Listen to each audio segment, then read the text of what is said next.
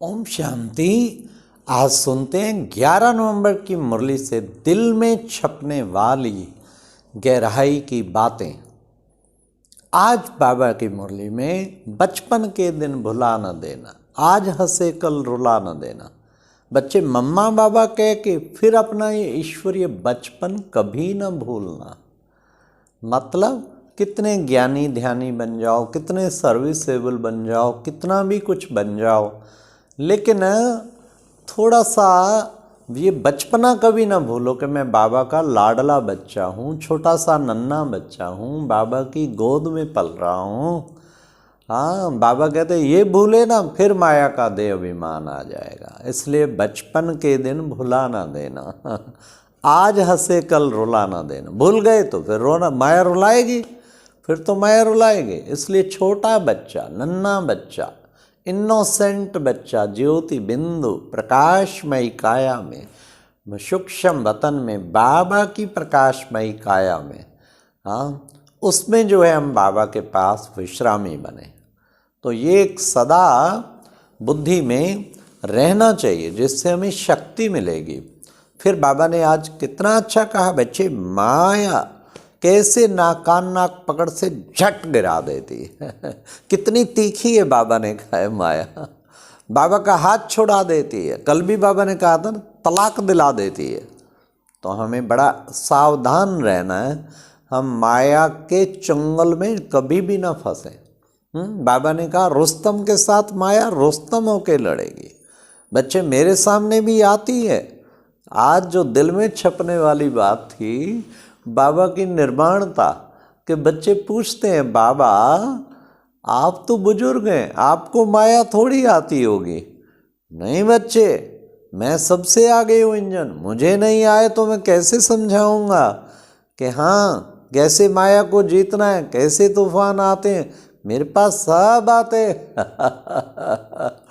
वाह बाबा, कमाल है आपकी, कमाल है। इतना भी निर्माण चित्त होगा कोई? देखो ये बाबा की निर्माणता तो देखो, कितनी बड़ी निर्माणता बाबा की, कमाल है बाबा की।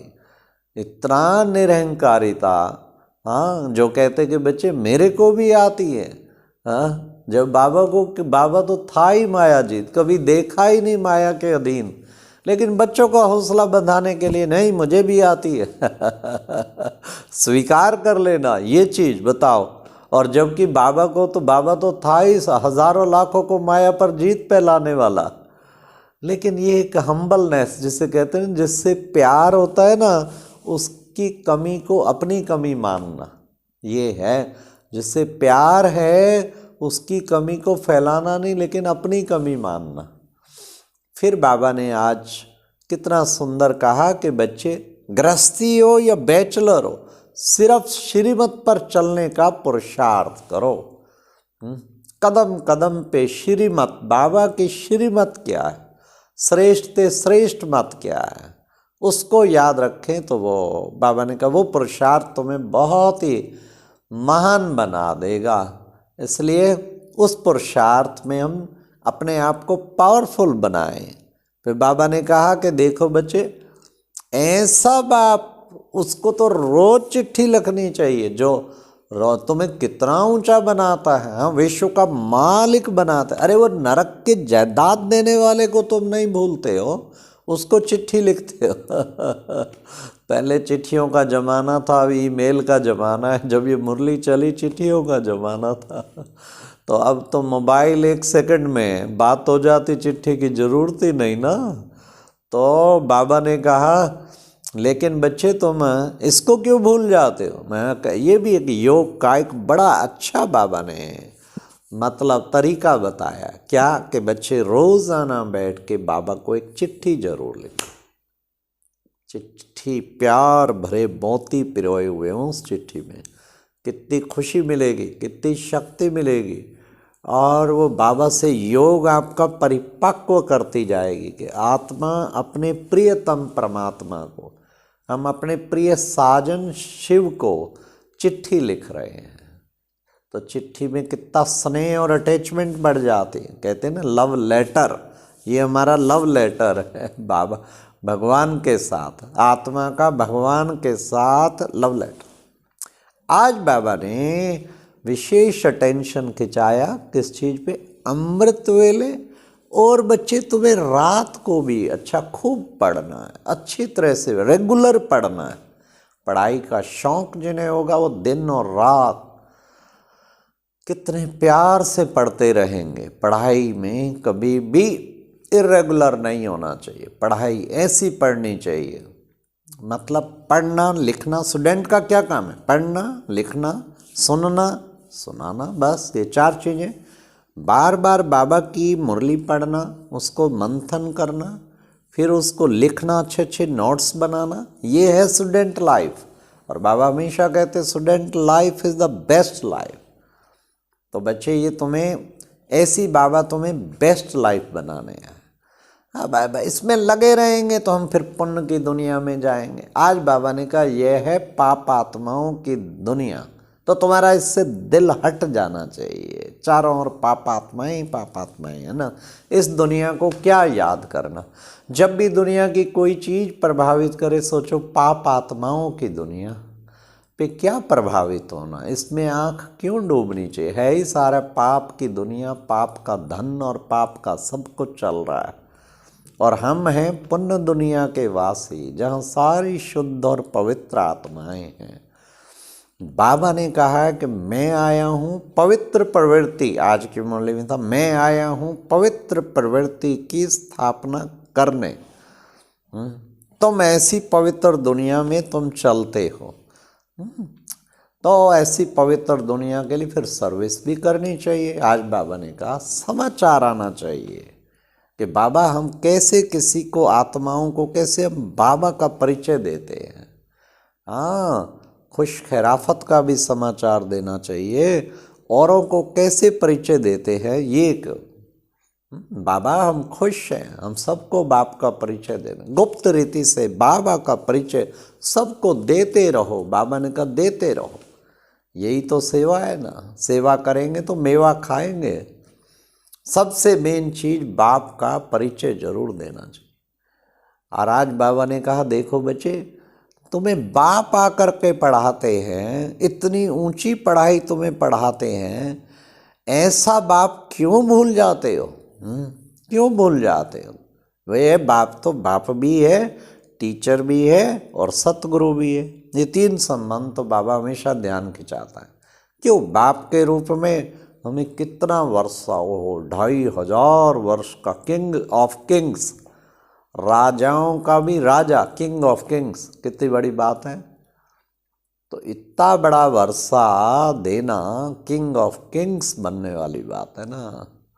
फिर बाबा टीचर बन के कितनी शिक्षाएं देता, कितने ज्ञान रत्न देता, एक एक रत्न लाखों रुपए का।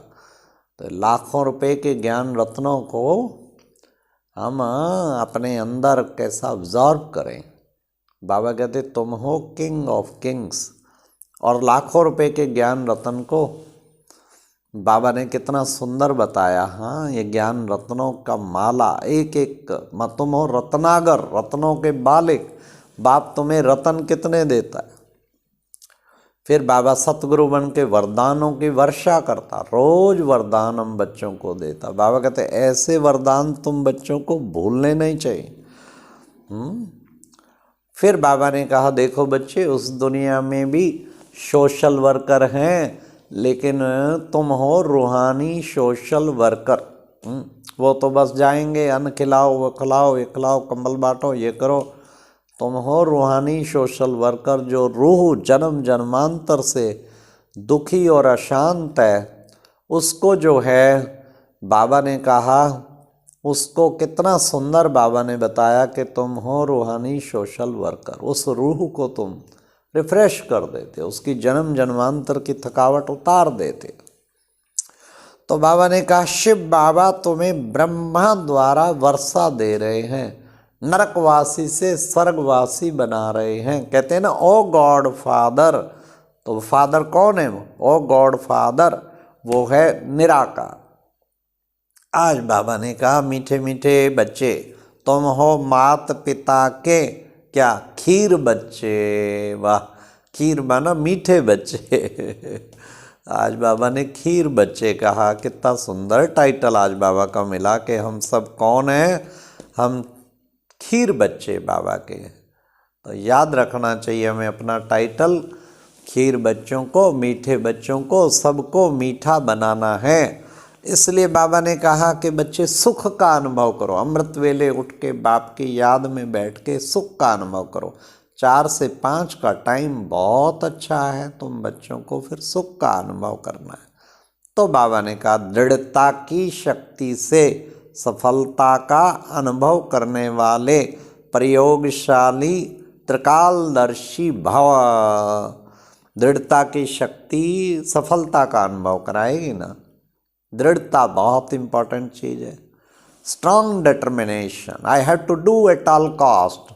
हाँ, कुछ भी हो जाए मुझे करके दिखाना ही है।